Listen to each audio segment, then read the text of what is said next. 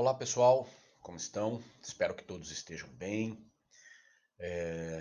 Na aula de hoje vamos dar continuidade aí ao estudo do crime de concussão, né? Paramos na aula passada justamente explorando o sujeito ativo do crime. Rapidamente, então, para que possamos dar continuidade, recordando aí a questão da concussão, ela vem prevista, né, enquanto tipo penal no artigo 316 do Código Penal. É um crime, né, classificado pelo Código Penal como praticado por funcionário público contra a administração pública. Enquanto bem jurídico protegido, leva em consideração o prestígio, a moralidade e a probidade administrativa, né? Nós vimos isso lá na aula passada, pelo menos diretamente não tem relação com o patrimônio da administração pública, né? Patrimônio que eu digo material, né? O artigo 316 ele fere de morte o patrimônio moral da administração pública. Vimos ainda que indiretamente nós temos o atingimento, né, do bem, dos bens ou da propriedade, enfim, do particular, né, que cede à exigência do nosso criminoso, tá certo? Do nosso funcionário público criminoso. Enquanto objeto material, lembramos lá da questão da vantagem ilícita, vantagem esta que majoritariamente não precisa ser patrimonial, poderá ser patrimonial, mas não necessariamente patrimonial. Ouso recordar com vocês aí que, na maioria dos casos, esta é a verdade, na grande maioria dos casos, aí a vantagem ela será sim material, ela será econômica, podemos dizer, né? Melhor dizendo, ela terá uma conotação econômica, mas não precisa ser necessariamente econômica, né? Esse é o posicionamento que prevalece. Indevida é aquela que é contrária ao direito, não é legítima, é ilegítima, né? Não confundir aí com moralidade, eu digo a moralidade fora do artigo 37 da Constituição Federal, que é aquela moralidade imposta ali como bem jurídico protegido, tá bom? Aí passamos, né, ainda na aula passada, pelo núcleo do tipo, verbo exigir. Basicamente é relacionada à intimidação que o funcionário público exerce levando em consideração a sua função, ou seja, na hora de fazer a exigência da vantagem indevida, ele o faz de forma a intimidar o terceiro, né, que recebe a carga negativa de sua conduta. E essa intimidação é sempre relacionada a alguma ação, alguma conduta, ou até mesmo uma omissão perpetrada pelo próprio funcionário público no exercício de suas funções. Citamos aquela questão do exemplo do agente fiscal que, diante da obrigação de multar, exige uma vantagem indevida, pode ser de natureza econômica aí, para ficar mais fácil o entendimento, exige uma vantagem indevida do particular, né? Então, neste caso aí, se, né, nessa exigência, o funcionário público impõe ainda ao particular, que é vítima, a consequência de que, em caso de não pagamento desta exigência, que ele então sofrerá a aplicação da pena de multa, a multa administrativa do qual o agente fiscalizador seria o responsável, tá certo? Maravilha, aí finalizando a aula passada ainda nós verificamos ali algumas distinções, né? Da concussão em relação à corrupção passiva, a questão da falta de intimidação, lá na corrupção passiva é um mero pedido, e da concussão em relação aos crimes de extorsão, a grave ameaça, né? Que ali no caso vai muito além da intimidação, né? Se usa, se vale de meios de execução como a grave ameaça, uma ameaça de morte, ou então da violência, as agressões físicas para subter aquela vantagem devida. Neste caso, como a conduta não é uma simples exigência, mas é uma violência, é uma grave ameaça, que vai muito além da função do funcionário público, né? Então nós temos aí o crime de extorsão ou grave ameaça, conforme for o caso, ou até lesão corporal, e não o crime em estudo, tá certo? Basicamente, pessoal, com, com essas minhas ponderações, nós chegamos aí à aula de hoje, tá certo? Partimos aí do estudo da concussão agora com o sujeito ativo do crime, o nosso criminoso.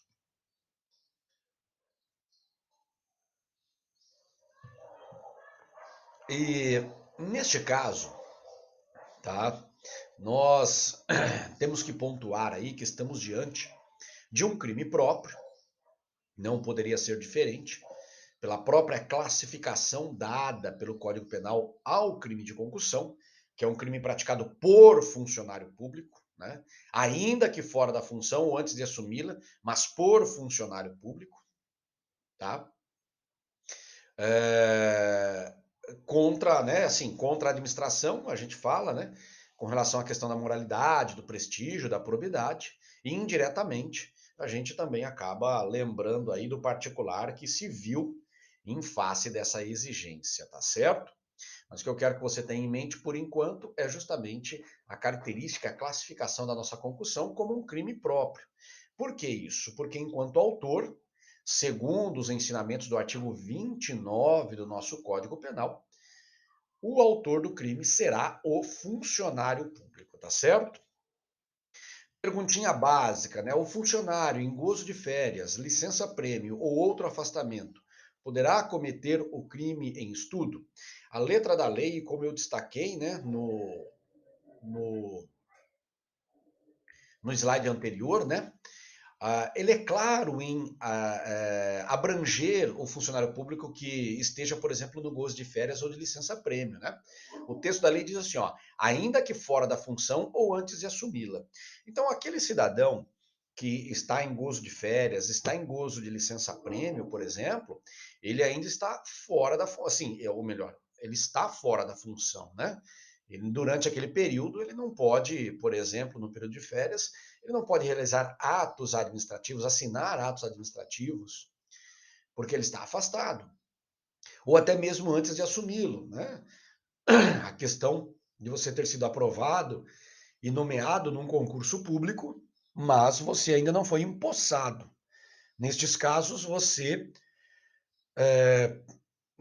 se realizar a exigência levando em consideração a sua função, você responderá pelo crime em estudo, tá certo? Olha, até que eu coloquei no balãozinho aí, ó, basta estar nomeado, ainda que não tenha sido empossado, tá certo? E o texto é claro, tá, pessoal? Eu acho que uma clareza aqui lapidar que nos leva aí a concluir de maneira objetiva, tá certo? E desculpe aí, pessoal, é que a minha garganta aqui logo cedo ela, né, já começou a reclamar, tá bom? Mas vamos seguir aí, tomando uma aguinha aqui, a gente vai aos poucos, né? A garganta vai aquecendo aí, ela não está aquecida ainda. A gente vai seguindo nos estudos. Vamos lá. O aposentado, tá? Essa é uma questão peculiar, então essa foi a razão até de eu colocar aí um slide próprio, tá? O aposentado, quando a gente fala, né, da questão, e aí me permitam, eu vou voltar, né, ainda que fora da função ou antes de assumi-la. A verdade é que o aposentado, ele não é mais considerado funcionário público para a acepção da lei, ele é um aposentado. Então, se você, por exemplo, é um promotor de justiça, a partir do momento que você se aposentou, você não é mais promotor de justiça, você é um funcionário público aposentado. Se você é um diretor de escola pública, né, um professor da escola pública, da rede pública, a partir do momento que você é aposentado, você não é mais considerado funcionário público, você é um funcionário público aposentado, tá certo? Então, por essa razão, do aposentado ser considerado uma pessoa fora da acepção do funcionalismo público, não é abrangido, tá certo? Não é considerado, para usar o texto aí que eu coloco para vocês, né? Não é considerado por lei mais funcionário público. Então, consequentemente, se ele fizer esta exigência, nós devemos pensar, digamos, em outro tipo penal, tá? Como, por exemplo, um crime de constrangimento, um crime até mesmo de extorsão, se a gente pensar aí numa possível, né, grave ameaça, tá certo? Mas nunca em relação à questão do crime de concussão, tá? O que eu quero que você tenha em mente, antes da gente seguir aí, é que o aposentado, por não ser mais encarado por lei como um funcionário público, mas sim como um servidor aposentado, assim, né, ele é equiparado, o funcionário público aposentado é equiparado ao funcionário da iniciativa privada que também está aposentado. Eles são considerados aposentados, né? Então, diante disso daí, não há mais a possibilidade de se reconhecer a concussão em relação às suas condutas, tá certo? E o particular? Como responderá o particular que, fazendo-se passar por agente público, exige vantagem indevida? E aqui, pessoal, eu gostaria só de destacar, contextualizar este questionamento, porque, veja bem, na pergunta nós não citamos a coautoria ou a participação em face de um funcionário público. Nós estamos falando o seguinte, e de forma isolada, um particular, fazendo-se passar por agente público e sozinho, exige vantagem devida. É aquela situação onde o agente veste lá um uniforme, por exemplo, do funcionalismo público e, consequentemente, exige uma vantagem indevida. Como irá responder este cidadão? Neste caso, pessoal, podemos pensar no crime de extorsão, tá certo? Do artigo 158, pois, em momento algum, este particular, ele ostenta, ele mantém a condição de funcionário público. Na verdade, ele é um mero estelionatário, e aí, se me permitam, né? Eu gostaria de incluir aí na resposta também o artigo 171, dependendo desta exigência. Percebam que o artigo 158 ele fala na questão da violência e da grave ameaça. Se por qualquer circunstância, tá, a exigência feita pelo particular, fazendo-se passar por funcionário público, não puder ser capitaneada, não puder ser caracterizada como uma forma de grave ameaça, então nos restará, para este agente, sem sombra de dúvidas, a aplicação do artigo 171 do Código Penal. Por quê? Porque mediante, né, a utilização de um uniforme, da apresentação de um documento, por exemplo, falso, que lhe impõe, que lhe dá a característica de funcionário público, esse agente particular, né, enganando, induzindo a erro a outra pessoa, obteve uma vantagem ilícita em prejuízo alheio. Então perceba que o desenho do artigo 171, veja bem, quando esta intimidação não pode ser encarada como uma conduta de grave ameaça, tá certo? Então, neste caso, nós teremos aí o crime de estelionato. Agora, quando for possível, aí nós teremos o crime de extorsão, tá bom? Maravilha. Questãozinha de prova. E a coautoria e a participação são admitidas no crime em estudo? Esta é uma resposta, pessoal, também já batida, tá? Nós falamos, eu digo batida porque já entramos nessa discussão quando tratamos do crime de peculato.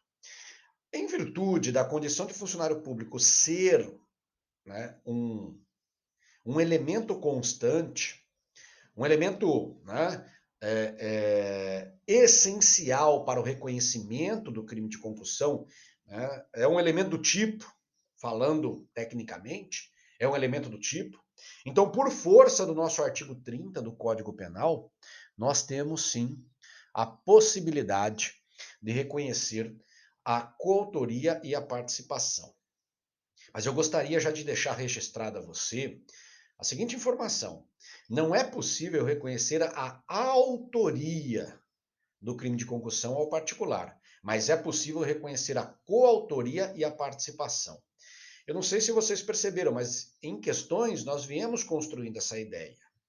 Lembra aquela primeira questãozinha que eu coloquei do particular fazendo-se passar por funcionário público? Lá nós discutimos que não haveria possibilidade. Por quê? Porque, primeiro, que não há participação do funcionário público, né? E segundo, porque o particular nunca foi funcionário público e não exerce função pública.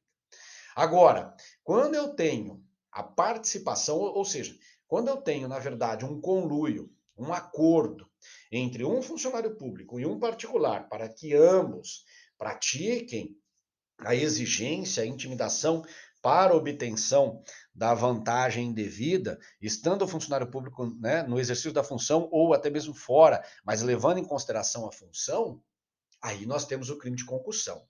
Nós temos o crime de concussão enquanto autoria para o funcionário público e enquanto coautoria ou participação, dependendo deste concurso por parte do particular, né? Em relação ao particular, nós teremos aí então o crime de concussão também.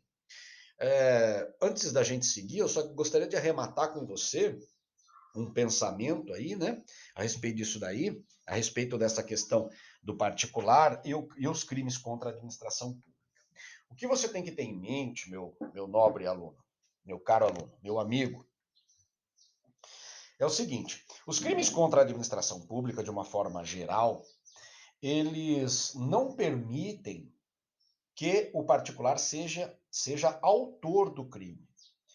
Mas todos eles, considerando a regra do artigo 30 do nosso Código Penal, todos eles admitem a possibilidade do particular ser coautor ou partícipe dos crimes contra a administração pública, tá certo? Então coloque esta ideia na sua cabeça. Se alguém algum dia lhe afirmar que particular não pode, em hipótese alguma, concorrer para os crimes contra a administração pública, você proteste, porque está errado. Agora, se alguém algum dia lhe disser que particular não pode ser autor de crimes contra a administração pública, aí você bata, né, palmas, aplausos a este cidadão, porque ele está te respondendo de forma correta, está te induzindo a pensar de forma correta, tá certo?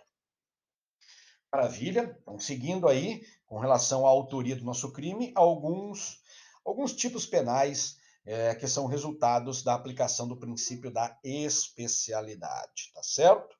Vamos lá. O primeiro deles leva em consideração o agente fiscal para recolhimento dos tributos, tá certo? Então, quando a conduta descrita no artigo 316 for praticada por um agente fiscal, aquele responsável, né, pelos cofres públicos, de recolhimento dos impostos aos cofres públicos, teremos aí o crime do artigo 3º, inciso 2, da Lei 8.137 de 90, tá certo? A verdade, pessoal, é que a maioria dos crimes praticados por agente fiscal de renda, funcionário público, né? O funcionário público, agente fiscal de renda contra a administração, via de regra, você encontrará a tipificação na Lei 8.137 de 90, tá certo? Que é uma legislação específica. E aí, até do teu lado direito aí, eu te dou um exemplo, né? O agente que exige pagamento de propina para deixar de lavrar um auto de infração pelo não recolhimento do ICMS, tá certo? É um exemplo bem simples, mas muito claro para que possamos entender aí a questão do princípio da especialidade em relação ao agente fiscal de renda e os tributos do qual ele é responsável pelo recolhimento. Nós temos aí também a questão dos militares, né? Quando a concussão é praticada por um militar, nós temos, pelo princípio da especialidade, a necessidade da aplicação do artigo 305 do Código Penal Militar. O que muda, né? Pensando um pouco mais adiante aí, o que muda o artigo 305 em relação ao 310? Desculpa, o que muda o artigo 305 do Código Penal Militar em relação ao artigo 316 do Código Penal do crime de concussão? A única coisa que nós temos de diferente aí é justamente uma qualidade específica em relação ao nosso sujeito ativo do crime. Tá? No crime de concussão, funcionário público de uma forma geral na acepção do artigo 327 do Código Penal. Quando falamos do artigo 305 do Código Penal Militar, aí nós temos, então, especificamente o funcionário público na condição de militar, tá certo? Sujeito passivo do crime não poderia ser diferente. A administração, né, atingida, e aí se me permitam, né, recordar as lições da nossa ministra Maria Tereza de Assis Moura, né? Estamos diante de um crime contra a administração. É a administração pública a vítima imediata. Porque é a administração pública que é atingida no seu prestígio, na sua moralidade e na sua probidade, tá certo? É uma exigência para ser funcionário público, né, agir com moralidade, agir com probidade, a fim de manter o prestígio da administração pública. Mas é só a administração pública, e aí, né, de forma mediata, tá certo? Indireta, tá, pessoal? Nós temos aí a possibilidade do terceiro, pessoa física ou jurídica particular, diga-se de passagem, tá? Que foi justamente, né, atingida pela exigência do funcionário público, ela foi intimidada a entregar uma vantagem devida, tá certo? Que, via de regra, é uma vantagem de natureza econômica, mas, como nós vimos anteriormente, posicionamento que prevalece não leva em consideração a necessidade de ser econômica, tá certo? Pode ser econômica, mas não necessariamente econômica esta vantagem devida. Maravilha? O elemento subjetivo, então, do crime em estudo. Este daqui, pessoal, o estudo do elemento subjetivo é um ponto interessante de colocar, justamente pela sua especificidade. Estamos diante aí de um dolo específico, porque diz o seguinte: exigir para si ou para outrem, direta ou indiretamente, aí tanto faz, né? Ainda que fora da função, mas antes de assumi-la, em razão dela, vantagem indevida. Então a doutrina, pessoal, costuma classificar, e de forma correta, na minha singela opinião, o crime em estudo como um crime cujo dolo é específico. Porque o cidadão, quando ele faz a exigência, ele não está fazendo esta exigência para juntar aos cofres públicos, por exemplo, aquela vantagem devida. Porque se assim o fosse, nós estaríamos diante de um outro tipo penal, tá certo? Mas não o tipo penal no estudo. Logo, quando o nosso funcionário público, ele realiza a exigência, ele o faz com o único objetivo de ter para si ou para uma interposta pessoa do seu interesse, para si ou para outra, né? Então, ter para uma interposta pessoa de seu interesse aquela vantagem devida, tá certo? Guardem esta informação, porque ela ajuda, né, a distinguir aí em relação ao crime de peculato, tá certo? Maravilha, e até mesmo ao crime de excesso de exação que nós vamos estudar na sequência ainda hoje, tá certo? Essa informação aí, enquanto a natureza do elemento subjetivo dolo, sendo específico no crime de concussão. Aí nós temos a questão, né, que a intenção do agente público deverá ser de exigir a vantagem para si ou para terceiro, mas nunca para a administração. Então, só lembrando a você, como nós já havíamos colocado no slide anterior, né? E antes da gente seguir, gostaria de lembrá-los aí também que o crime de concussão, diferentemente do crime de peculato, não admite a forma culposa, tá certo? Do crime em estudo. O Código Penal não admite. Se me permitam até um pensamento, né? Seria ilógico permitir aí, né, uma figura culposa diante de um núcleo do tipo, diante de uma conduta que é baseada na exigência, tá certo? Seria ilógico, irrisório. Imagine você, como realizar uma exigência sem uma vontade, sem um desejo específico, sem uma finalidade, para falarmos na teoria finalista, tá certo? Seria totalmente ilógico este pensamento, né? Agora, né, vamos recordar aí, se comparado, por exemplo, à questão do crime de peculato, lá no crime de peculato havia possibilidade, tá certo? Havia possibilidade de culposamente concorrer com a conduta de outra. Aqui não há que se falar nem nesta possibilidade. Não há que se falar em crime culposo de concussão. A lei não permite, não está expresso. Momento consumativo do crime. Este também é um momento interessante, né?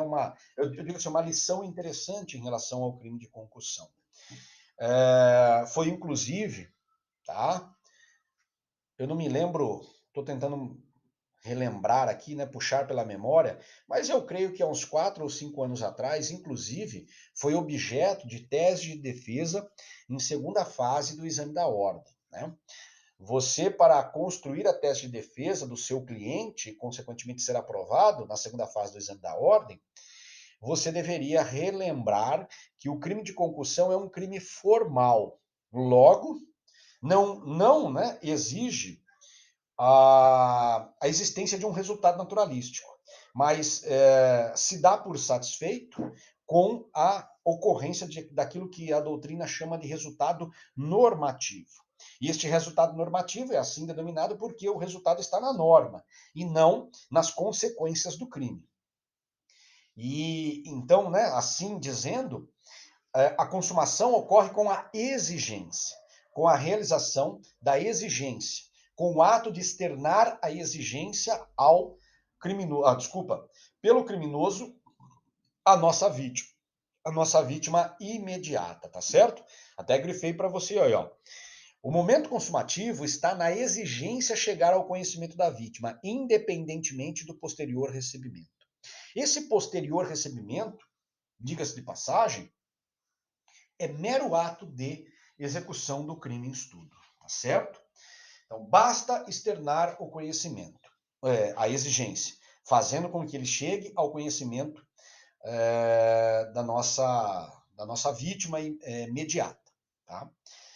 Só agora me veio à mente aqui, tá, pessoal, a questão da segunda fase do exame da ordem. Eu lembrei, não a data, mas eu lembrei o caso, né? Era um funcionário público que ele atendeu lá um particular e, consequentemente, este particular precisava da realização ali de um ato afeto à função dele. E este cidadão, então, desejando lá fazer a troca de um bem, acho que era um veículo até, né, que ele tinha, que ele queria trocar por um mais novo, etc e tal, ele faz a exigência. Ele falou, ó, ou você me dá esse valor, ou eu não vou expedir o documento. E aí o particular, né, receoso ali, ele acaba cedendo. Só que ele fala assim, olha, eu não estou com dinheiro aqui. Eu preciso de alguns dias para poder entregar esse dinheiro para você, porque eu tenho que sacar ele no banco. E o nosso funcionário público concorda. Passado ali, acho que no exemplo, acho que dava 5 dias, eles se encontram num café próximo à repartição pública para poder fazer a entrega desse dinheiro. Só que a nossa vítima, né, depois pensando melhor, ele acaba denunciando o fato, antes de entregar o dinheiro, acaba denunciando o fato aos policiais que estavam de campana lá fora. Então, ele foi, entrou, entregou o dinheiro, e quando ele estava saindo, o funcionário público estava saindo com o dinheiro, ele é interpelado. Interpelado, ele é levado à delegacia e preso em flagrante delito. E ali é que estava justamente a questão da sua atuação, né? O crime em estudo de concussão, fica difícil a gente falar da não ocorrência, porque realmente o funcionário público exigiu. Mas a tua defesa estava onde, neste caso, né? A sua defesa, ela iria se basear no pedido de relaxamento da prisão em flagrante, levando em consideração que, no momento onde o criminoso foi interpelado pelos policiais, ele não estava no momento consumativo do crime. O crime já tinha se consumado há 3, 5 dias atrás. Logo, não existiam nenhuma das hipóteses do artigo 302 do Código de Processo Penal que nos traz as hipóteses de flagrante delito. Então, né, antes da gente seguir, só arrematando aí, o nosso funcionário público lá naquela questão da segunda fase do exame da ordem, ele tinha praticado o crime de concussão, mas ele não poderia ter sido preso em flagrante delito. E a atuação de você, advogado, naquele momento, era justamente agir com base no conhecimento de que o crime de concussão é um crime formal e, consequentemente, pedir a concessão da liberdade do seu cliente em virtude do relaxamento da prisão em flagrante, tá certo? Maravilha, pessoal. Então vamos seguir aí. Questãozinha de prova, né? E se houver a reparação dos danos causados pelo agente público? Essa pergunta, pessoal, contextualizando, né? Esta pergunta, em tese, tem o objetivo de lhe fazer refletir sobre a possível existência de uma causa de extinção da punibilidade em virtude da reparação dos danos causados pelo agente público. Eu não sei se você recorda, mas quando estudamos o crime de peculato, lá no parágrafo 3º, vimos a existência de uma causa de extinção da punibilidade em face do peculato culposo. Maravilha! Em relação ao crime de concussão, existe alguma previsão legal ou existe a possibilidade, jurisprudencialmente dizendo, do reconhecimento de alguma causa de extinção da punibilidade em face da reparação dos danos causados pelo agente público? Podemos dizer que o agente público devolveu o dinheiro, né, que ele exigiu indevidamente? E a resposta nesse caso, pessoal, é negativa, tá? O crime de concussão persistirá, como eu estou colocando a você aí. Ele continua a existir, esquece, né? Não há que se falar em, digamos, causa de extinção da punibilidade. E isso daí, pessoal, pode ser fundamentado até na ideia de que o bem jurídico protegido, pelo menos de forma imediata, tá? Não tem nada a ver de patrimônio. Não tem relação nenhuma com patrimônio. Não sei se vocês, mais uma vez, se recordam, né, da lição da nossa ministra Maria Tereza de Assis Moura. O bem jurídico protegido de forma imediata, de forma direta, é o prestígio, a moralidade ou a probidade. Logo, a reparação do dano não faz com que o prestígio, a moralidade e a probidade sejam efetivamente reparados também. Então, se esses bens que diretamente são atingidos não foram reparados, porque a conduta, né, que denigre a imagem da administração pública continua a ser arranhada. É lógico que você poderia contra-argumentar nos dizendo, professor, mas afinal de contas, nós temos também que o patrimônio do particular, os bens do particular são atingidos. Nós trabalhamos, inclusive, com esta informação quando falamos do bem jurídico protegido. Então, para isso, pessoal, neste caso, te dou, né, dou o braço a torcer, que esta é uma recordação interessante. Então, para este caso, nós podemos o quê? Aplicar a regra do artigo 16, que trata do arrependimento posterior. Está até na lousa aí à tua frente, né? A letra da lei. Ó. Nos crimes cometidos sem violência ou grave ameaça à pessoa. Antes da gente seguir, só queria fazer um parênteses aí, né? A intimidação, como nós vimos, não se trata de violência física e não se trata de grave ameaça. Porque se assim o for, esquecemos a concussão e devemos lembrar da extorsão. Então, como na concussão nós não temos uma grave ameaça, mas sim uma intimidação, né, à pessoa, então pode haver a aplicação do artigo 16, tá? Continuando a leitura, então, aí, reparado o dano ou restituída a coisa, no caso, a gente pode pensar até na restituição do valor pedido, né? Até o recebimento da denúncia ou da queixa, por ato voluntário do agente, a pena será reduzida de 1 a 2/3.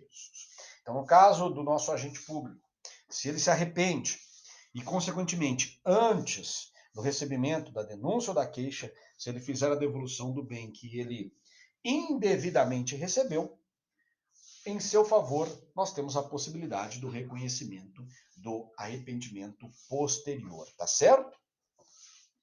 Maravilha? Mais uma perguntinha aí básica, né? E o funcionário público poderá ser preso em flagrante delito pelo crime de concussão? Isso daqui também, pessoal, essa é uma pergunta que eu coloquei que, assim, para lembrá-lo, tá? De quando você estiver estudando, justamente daquela segunda, da questãozinha, né, do problema tá tratado na segunda fase do exame da ordem, tá bom? Há possibilidade dele ser preso em flagrante? Sim. Há, lógico que há essa possibilidade. Mas esta prisão em flagrante ela não ocorre em virtude do pagamento. Ela ocorre em virtude da exigência, tá certo? Significa dizer o que com isso? Significa dizer que o momento consumativo, considerado nos termos do artigo 302 do Código de Processo Penal, é o momento onde o funcionário público faz a exigência, e não no momento onde o funcionário público recebe a vantagem indevida, tá certo? Então, se tiver disparidade aí com relação às datas, porque assim, se ocorreu no mesmo instante, eu faço a exigência, eu, funcionário público, faço a exigência, e ato contínuo o cidadão me concede essa exigência indevida, né, esta vantagem indevida, então, o crime ocorre naquele momento e o cidadão pode ser preso em flagrante delito naquele momento, porque ele está exigindo e não porque ele está recebendo. Agora, se aconteceu em momentos distintos, como foi o caso que nós vimos lá na segunda fase do exame da ordem, né? A prisão em flagrante só pode acontecer no momento da exigência e não no momento do recebimento, tá? Onde o agente público efetivamente entra, né, na locupletação dos bens do particular. Maravilha? Temos aí, né, incitando a você, inclusive, um julgado do nosso ministro Reinaldo Soares da Fonseca, de 2015, do STJ, né, justamente ponderando, né? A concussão é um crime formal. Consuma com a exigência da vantagem devida. A eventual entrega é mero ato de exaurimento do crime. É admitida a tentativa. Aí, pessoal, né, é perfeitamente possível, tá? Isso que eu gostaria de dizer a você. É perfeitamente possível a gente pensar aí na questão da tentativa, né? É difícil a ocorrência? Pode ser de difícil ocorrência, né? Dou o braço a torcer a você aí se você colocar para mim este posicionamento. Professor, mas a tentativa no crime de concussão é de difícil ocorrência. Concordo plenamente, tá? Mas não é impossível, teoricamente. Então, se não é impossível teoricamente, nós temos que considerar, né? O exemplo que nós estamos dando aí, logo abaixo, no seu canto direito, né, inferior, quando a exigência for feita de forma escrita. Digamos, esse bilhetinho, né, não chega ao conhecimento da vítima, do terceiro particular, né, não chega ao seu conhecimento, porque é interpelado, né, antes de chegar ao seu destinatário. Maravilha? E para não esquecer, né, aí, né, não esqueça que estamos diante de um crime cuja natureza da ação é pública incondicionada, tá certo? É uma característica aí processual, né, de natureza processual, mas vale a pena a gente sempre aí agregar valor nas nossas aulas, então trago a vocês aí que estamos diante de um crime de natureza de ação pública incondicionada. Não há necessidade de manifestação da vítima, no caso, a administração pública, né? Nem mesmo da vítima indireta ou particular, devendo aí a polícia e o Ministério Público agir de ofício no processamento e, consequentemente, na possibilidade da condenação do nosso funcionário público criminoso, tá certo? E com isso, pessoal, finalizamos o estudo aí do crime de concussão. Não finalizamos ainda a aula de hoje, vamos seguir aí, tá? Com os estudos em relação ao crime de excesso de exação. Maravilha? Olha aqui que coisa linda. Excesso de exação. O crime de excesso de exação, tá? Só me permitam, vou só molhar um pouco a garganta aqui com água.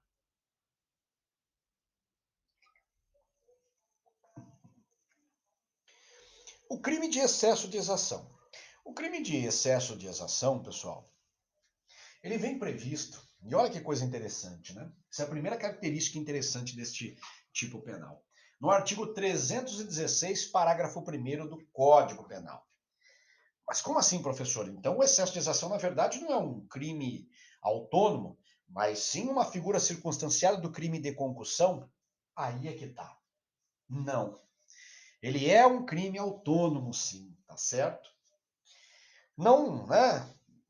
Historicamente dizendo, foi uma escolha do legislador esculpir o nosso crime de excesso de exação junto ao parágrafo 1º do artigo 16, né?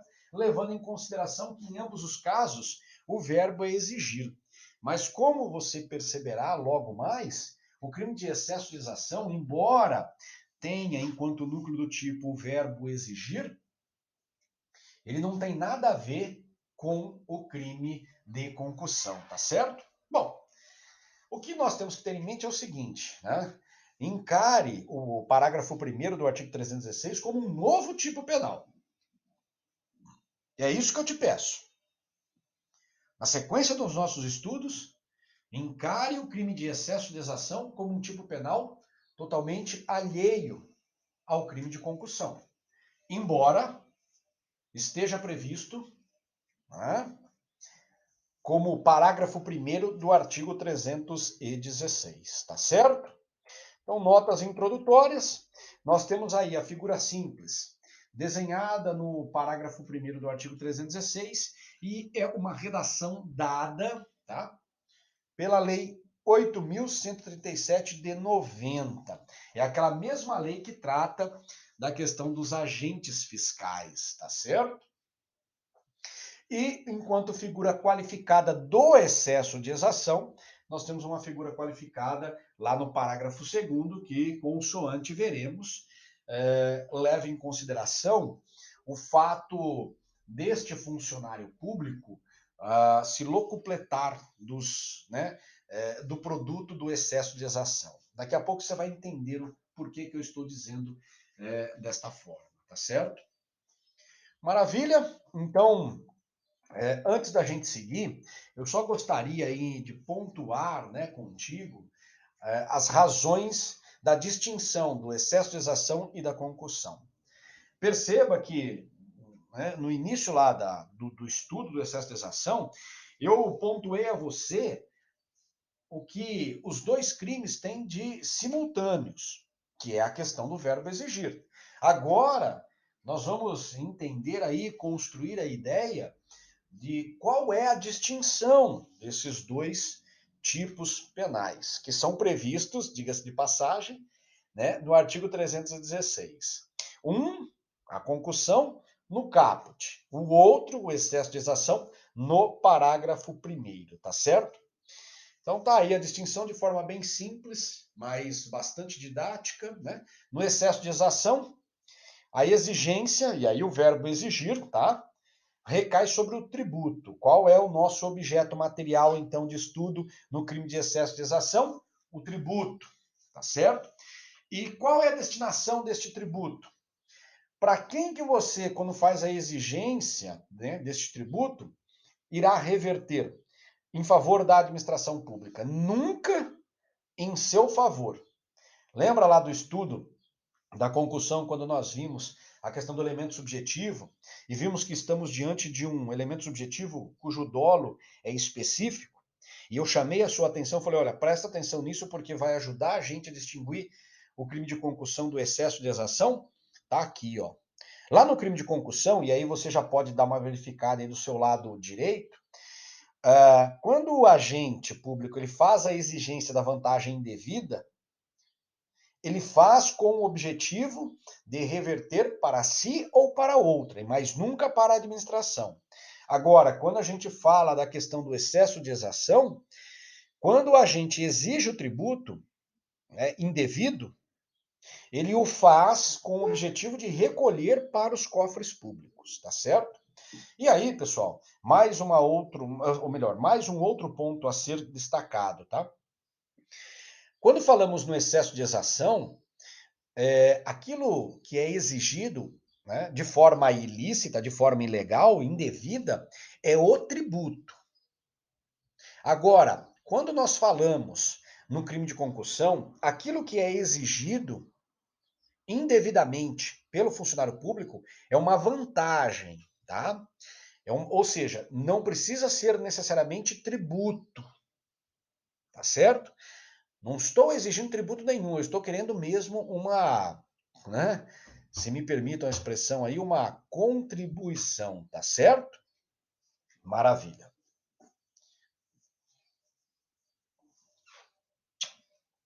Vamos lá, vamos seguir então aí na nossa aula.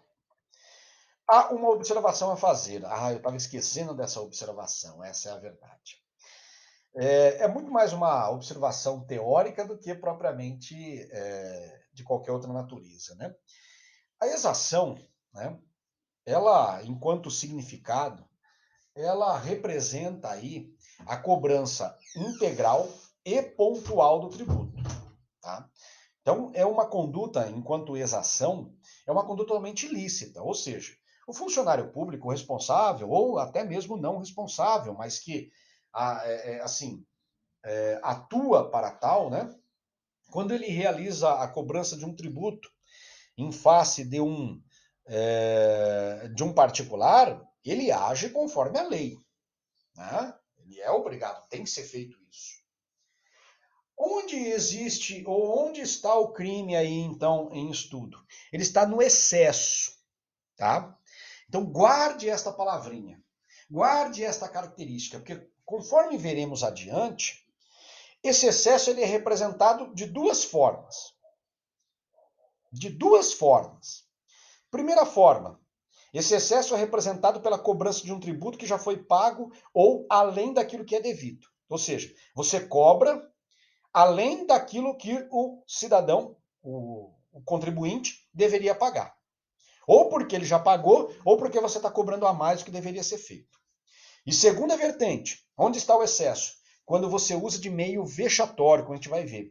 Quando você, para cobrar o contribuinte, você se utiliza de constrangimento moral. Já pensou você cobrar, né, o contribuinte na frente de várias pessoas, chamando ele de caloteiro, de safado, de mau caráter, né, de pilantra que não paga os seus impostos? Você o está constrangendo moralmente. Então, o excesso, como a gente vai ver adiante, está justamente nessas duas vertentes, tá certo? A exação por si, sem o excesso, é um ato totalmente legal. Porque a exação representa a cobrança de impostos de forma integral e pontual. Integral dentro daquilo que é devido. O crime em estudo está no excesso, que aí, no caso, nos leva às duas vertentes que nós veremos a seguir, tá bom? Então, figura simples, né? Fazendo a leitura aí, ó. Se o funcionário exige tributo ou contribuição social. Pessoal, antes da gente seguir na leitura, eu gostaria só de fazer um parênteses, tá? Como a gente vai ver na sequência, né? Percebam que no slide anterior eu coloquei para vocês assim, ó, da questão da cobrança de tributos, tá? Cobrança integral e pontual de tributos. Aí na leitura aqui você fala assim, professor, mas por que o senhor não colocou contribuição social, né? Que o texto da lei fala, se o funcionário exige tributo ou contribuição social. Na verdade, pessoal, como a gente verá adiante, a jurisprudência coloca a contribuição social dentro do tributo, tá bom? Então vamos continuar fazendo a leitura aí, ó. Então, se o funcionário exige tributo ou contribuição social, que sabe ou devia saber indevido. Olha aí. Ele cobrou, né, aquilo que é indevido. Ou seja, o particular, o contribuinte, não devia. Ou, quando devido, aí ó, é devido. Está dentro daquilo que é o limitado. Mas ele emprega na cobrança meio vexatório ou gravoso, que a lei não autoriza. Pena, reclusão de 3 a 8 anos e multa. Então perceba, pessoal, antes da gente seguir, tá? Que ou ele exige, ele comete o excesso de exação quando exige o que não era devido, ou quando ele exige o que era devido, mas ele não faz, né, da forma prevista em lei. Ou seja, ele faz de forma vexatória ou de forma mais gravosa ao contribuinte. Então vamos seguir aí nesses pontos, tá certo? Bem jurídico protegido. Que diabos o nosso legislador decidiu por bem proteger quando tratou do crime de excesso de exação? Bom, pessoal, neste caso, e não poderia ser diferente, nós temos aí a mesma previsão que encontramos em face do crime de concussão. Esta é a verdade, tá? Nós temos aí o prestígio, a moralidade e a probidade da administração pública, né? Talvez, né, se me permitam aí, historicamente pontuar, talvez tenha sido este o objetivo, né, ou esta a razão, melhor dizendo, do nosso legislador ter colocado o excesso de exação lá no parágrafo 1º, tá? O que ele esqueceu é que, na verdade, né, outros elementos levam à distinção total do excesso de exação com a concussão. Mas, enfim, enquanto bem jurídico protegido, nós temos aí o prestígio, a moralidade e a probidade administrativa, tá certo? Objeto material, aqui a gente começa a distinguir. Aqui nós começamos a construir, né, aquela total distinção entre o crime de concussão e do crime de excesso de exação. Enquanto objeto material, nós temos o quê? O tributo. Nós temos o quê? A contribuição social. Lembrando que lá no crime de concussão é a vantagem indevida. Totalmente distinto. Mas nos resta entender o quê? Qual o significado de tributo? Qual o significado de contribuição social, tá certo? E, assim, esse significado, tá? Ele vem previsto, né, as suas espécies, melhor dizendo, né? Vem previsto lá no artigo 3º do Código Tributário, né? E que diz lá, são espécies de tributos os impostos, as taxas de melhorias e as contribuições de melhoria. Antes da gente pontuar, pessoal, a questão da decisão do Supremo Tribunal Federal, eu só gostaria de abrir um parênteses aqui para dizer a você o seguinte: não precisa, para a nossa matéria de direito penal, não preciso que você estude, tá? O que é tributo, as suas aplicações, a possibilidade de cobrança, competência, né? Federal, estadual e municipal. Não, tá certo? O que eu quero que você entenda é o seguinte: o crime de excesso de exação, enquanto objeto material, ele fala nos tributos e contribuições de melhorias. O que você precisa saber é o seguinte, então. Objeto material é o tributo. E a sua previsão está lá no artigo 3º do Código Tributário Nacional. Tá? É só isso que eu preciso. E aí passamos, então, ao entendimento, né, a discussão desta decisão, né, do Supremo Tribunal Federal, representado pelo recurso extraordinário 146.733 de São Paulo. Nesta decisão, pessoal, ele, né, restou, né, aí acordado que os empréstimos compulsórios e as contribuições sociais, usando o texto da lei, né, a contribuição social, são espécies do gênero tributo. Então, como eu coloquei a vocês anteriormente, quando a lei fala, né, em tributo e contribuição social, na verdade, a contribuição social já é uma concepção, né, enquanto espécie, prevista no gênero tributo. Então, a leitura poderia ser feita simplesmente se o funcionário exige tributo, que sabe ou deveria saber indevido, ou, quando devido, emprega cobrança meio, né, na cobrança meio vexatório ou gravoso, que a lei não autoriza, tá certo? Contribuição social, por natureza, já está inserido na concepção de tributo, tá bom? Então, até o final aí, ó, logo, né, a contribuição social não passa de espécie do gênero tributo, já incluída no primeiro objeto material, tá?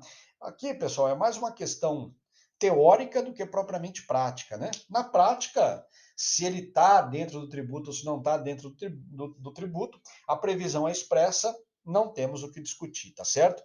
A contribuição social é, sim, por natureza, objeto material do crime de excesso de exação, tá certo? Assim como são os impostos, assim como são as taxas, assim como são as contribuições de melhoria e os empréstimos compulsórios, certo? Questãozinha de prova. As custas e os emolumentos cobrados pelos serviços notariais e registrais, os cartórios de notas e registro civil, né, podem ser considerados tributos? Aqui, pessoal, nós temos mais uma vez a resposta afirmativa, tá? Isso sedimentada, essa resposta afirmativa, ela vem sedimentada numa decisão do Supremo Tribunal Federal, né, do nosso ministro Sidney Sanches, que diz que sim, né, as custas e os emolumentos cobrados pelos serviços notariais e registrais são equiparados, são considerados tributos, tá certo? Então, se você chegar lá no cartório de notas, por exemplo, e houver uma cobrança, uma exigência de forma vexatória, né? Você está lá no balcão do cartório e o cartorário fizer uma cobrança vexatória, né, falando que você é caloteiro, que você não, né, não paga e etc e tal, não há, ou melhor, há que se falar no crime em estudo, tá bom?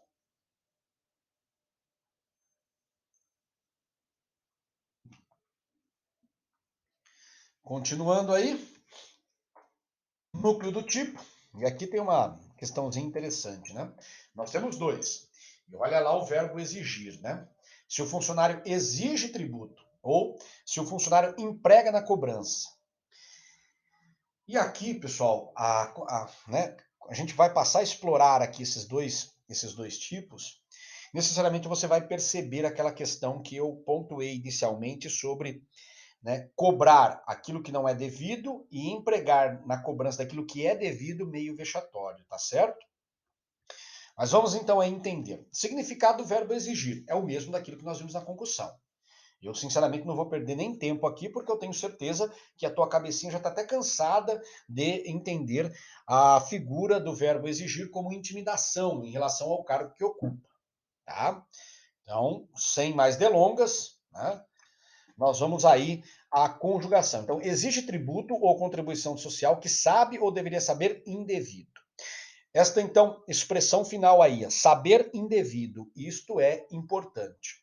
O verbo exigir, ele só ocorre, ele, né, enquanto excesso de exação, quando você exige aquilo que sabe que é indevido. Se você exigir o pagamento daquilo que, de tributo ou contribuição social, que você sabe ou deveria saber devido, que você sabe que é devido, você não pratica o crime de excesso de exação. Afinal de contas, você está exigindo o pagamento daquilo que é devido. Você está agindo com exação e não com excesso de exação, tá certo? Tá lá, né? O conhecimento pelo agente da ilegalidade. Até pontuei você aí, ó. Da ilegalidade desta conduta, né? Ou seja, você está cobrando o que não era devido. E de que forma a gente entende o que não era devido? Você está cobrando aquilo que já foi pago ou você está cobrando além daquilo que deveria ser pago? Então, para memorizar aí, né? Então, e aí eu estou pensando em você naquele sábado à noite quando você está estudando. O que eu tenho que entender como indevido? Né? Então, a exigência de tributo é contrária à lei por duas razões. Ou esse tributo já foi pago, então não pode ser pago novamente. E se você exigir o pagamento daquilo que já foi pago, você está agindo de forma indevida. Ou cobrado além do que é permitido. Ou seja, o nosso contribuinte deve X. E você, então, no momento de exigir o pagamento desse tributo, você cobra 2x. Tá certo? Então, na cobrança desses 2x, você está indo além daquilo que a lei permite. Você está indo numa cobrança indevida. Você está agindo com excesso. Tá certo? E o verbo empregar agora, né, já devido. O verbo empregar, a gente tem que primeiro construir esta ideia, né? Nós não trabalhamos com este verbo lá no artigo 316 caput. O que significa empregar? Empregar nada mais, nada menos do que utilizar, usar, né? Agir. Né? Eu estou empregando, né? Eu estou direcionando, né, na cobrança daquilo que é devido, um meio vexatório ou gravoso, tá certo? Então veja bem, ó, conjugação do meio vexatório ou gravoso, empregado e não autorizado em lei. Perceba, pessoal, antes da gente seguir, né? Perceba que neste caso aqui, no caso do emprego, nós temos aí o quê? O que é devido, tá certo? Ou seja, o tributo não foi pago e não está sendo cobrado além daquilo que é devido. Mas, para exigir, né, ou melhor, para cobrar o agente, né, que emprega na cobrança, né? Então, para cobrar o agente deste tributo que é devido, o funcionário público não pode utilizar de meio vexatório ou não pode utilizar de meio gravoso, tá certo?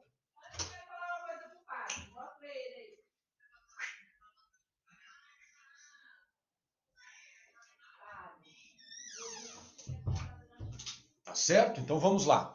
emprega na cobrança meio vexatório ou gravoso que a lei não autoriza.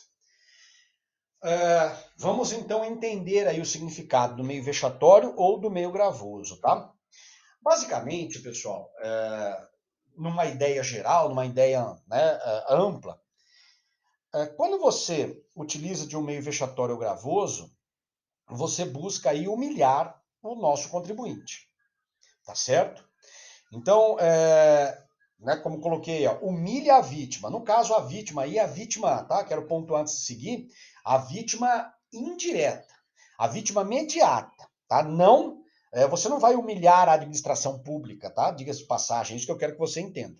Você não está humilhando a administração pública, tá certo? Você está humilhando o contribuinte, denominando ele como, né, de que forma? Caloteiro, né? Você está, né, um meio vexatório, um vexame, chamando ele de mau caráter, de safado, né, que não paga os tributos. Né? Agora, você pode também, né, humilhar ele, né, obrigando ele a fazer o pagamento deste tributo que é devido de forma mais gravosa. Ou seja, né, exemplo citado pelo nosso Vitor Eduardo Rios Gonçalves, né? Você obriga o cidadão a ir até uma cidade vizinha e, consequentemente, gastar com combustível no veículo dele, ou então, né, ter que tomar um ônibus para ir até a cidade vizinha e fazer o pagamento deste tributo, quando o pagamento poderia ser feito na própria repartição pública ali, tá certo? São os dois aí, digamos, os dois meios de execução do verbo empregar, tá bom? Antes da gente seguir, então, para arrematar essa ideia. Você emprega, na cobrança daquilo que é devido, um meio vexatório. Né? Vamos usar o texto da lei aí, ó. Meio vexatório. Ou você emprega, na cobrança daquele tributo que é devido, um meio gravoso, tá certo? Aquilo que obriga o cidadão a gastar mais, né, para pagar o tributo, ou sofrer mais para pagar o tributo do que efetivamente a lei lhe permite, a lei lhe exige. Se a lei dá a possibilidade para o cidadão pagar ali na sede da prefeitura, por que você vai exigir que ele se desloque até uma cidade vizinha e, consequentemente, faça o pagamento junto ao banco daquela cidade vizinha, tá certo? Caros hermeneutas, né? Não esquecendo aí que nós estamos diante de um crime que é classificado como tipo misto alternativo. Isso significa dizer o seguinte: dois núcleos, você pode praticar os dois. Você pode cobrar aquilo que não é que é indevido e ainda, né, usar de meio vexatório. Responde por um único crime, tá certo? Sujeito ativo do crime. Bom, pessoal, se me permitam, né, com esta colocação aí, essa discussão a respeito dos núcleos, e chegando aí no sujeito ativo do crime, eu peço licença a vocês para a gente ir finalizando a aula de hoje, tá certo? Na próxima aula continuamos aí no estudo do crime de excesso de exação e, consequentemente, iremos dar início também ao estudo do crime de corrupção passiva, tá bom? Fiquem com Deus, usem máscara e tomem cuidado. Até mais.